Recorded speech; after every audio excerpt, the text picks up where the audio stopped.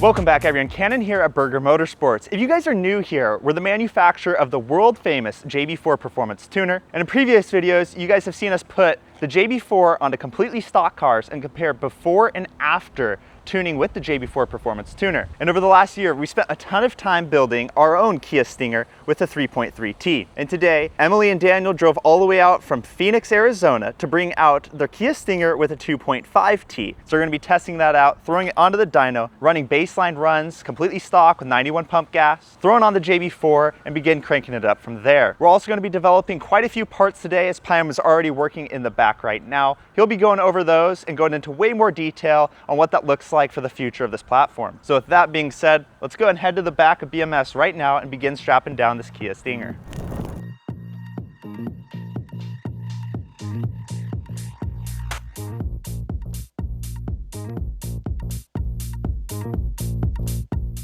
Here's a baseline run on a Kia Stinger 2.5T with E40 in the tank.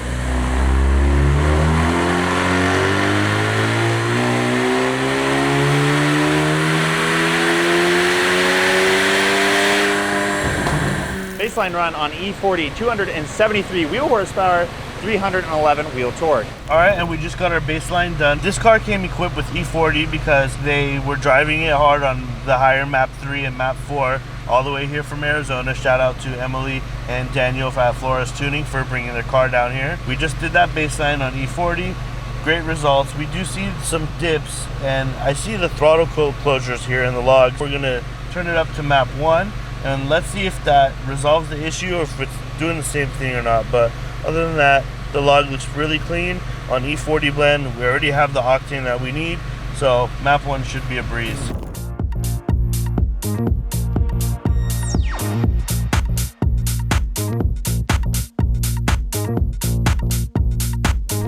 Here's JB4 map 1 on a 2.5T with E40 in the tank.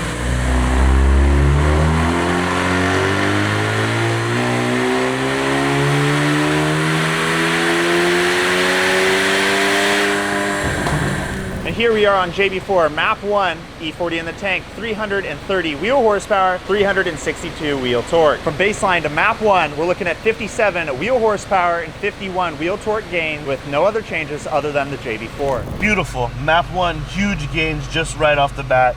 E40 blend, it's loving it, but I do see the same throttle closures. Again, it's looking like it's literally coming up at the same RPM between map 1 and map 0 baseline. Regardless, it looks like it's just the ECU thing. We can't really do anything about it. We're in 5th gear dynoing. We're gonna keep on going since it looks consistent. Everything looks good. We're hitting a peak of 17 PSI. E40 blend, high pressure looks really good. AFR is steady. This does have the AFR fuel wire as well, so we're keeping everything in check. AFRs are good. Let's go ahead, turn it up to map 2 next. Here's JB4 map 2 with E40 in the tank.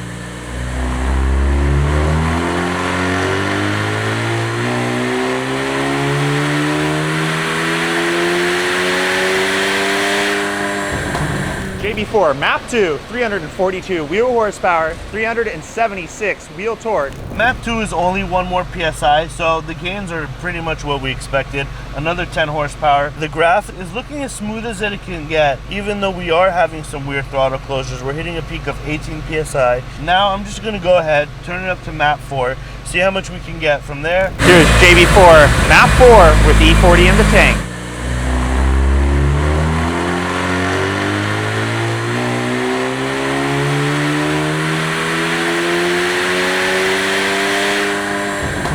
Here we are on JB4 map 4, E40 in the tank, 375 wheel horsepower, 411 wheel torque. From baseline to JB4 map 4, we're looking at 100 wheel torque gains. Still not done yet. Map 4, huge gains. We're already making 100 horsepower and 100 in torque over stock with just a JB4 E40 blend on map 4, hitting a peak of 20 PSI.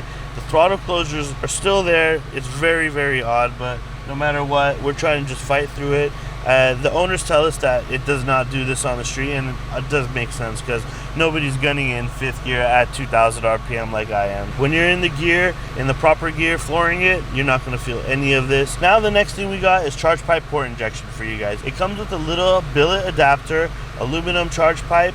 that sits right in between the turbo and the intercooler. The line's going to attach to the new CAN Flex system, which we also have on this car, and we're able to precisely monitor ethanol content while we're doing our charge pipe port injection. Let's go ahead, get that installed, add some more E85, raise the content up to E50 or E60 if we can. We don't have that much room in the tank, but regardless, we're going to shoot for higher ethanol content and really show how much power we can get on the CPI injection.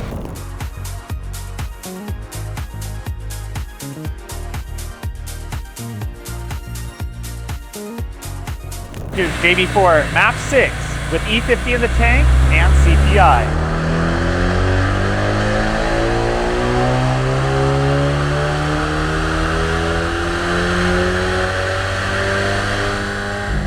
Here we are on JB4 Map 6 with charge pipe injection, now on E50, 400 wheel horsepower, 427 wheel torque. So we just did that Map 6 run. You guys saw how much power it made.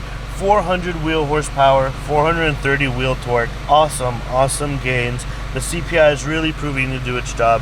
It is over 90 degrees up here. It is very hot. We're targeting 24 PSI, but we're purposely having the JB4 under target 22 PSI.